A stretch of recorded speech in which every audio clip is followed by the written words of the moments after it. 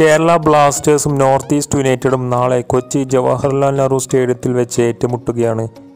കേരള ബ്ലാസ്റ്റേഴ്സിൻ്റെ വിടവാങ്ങൽ പോരാട്ടമാണ് നാളെ നടക്കുന്നത്.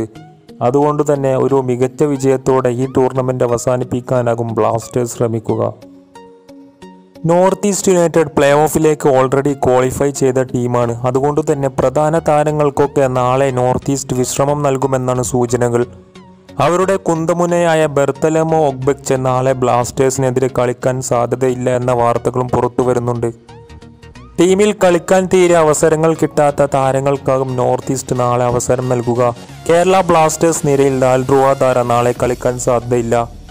കാരണം കഴിഞ്ഞ മത്സരത്തിൽ നിറമങ്ങിയ പ്രകടനമാണ് ഡാൽറുവാദാര പുറത്തെടുത്തത്. അതുപോലെ തന്നെ നമ്മുടെ സെൻട്രൽ ബാക്കായ ലാക്കിക് പെസിക്കിന് 2 മത്സരത്തെ വിലക്കുണ്ട്.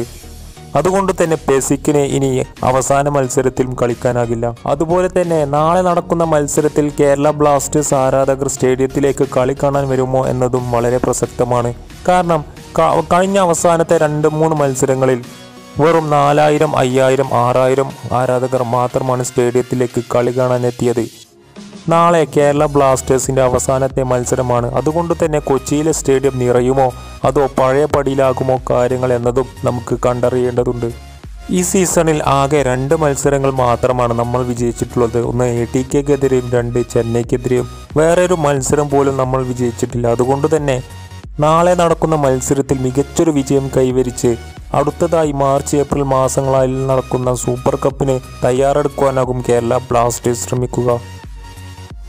സഹലും കിസീറ്റയും പെക്കൂസനുമൊക്കെ മികച്ച ഫോമിലേക്ക് ഉയർന്നാൽ കേരള ബ്ലാസ്റ്റേഴ്സിന് സസൂക്ഷ്മം വിജയിക്കാനാകും.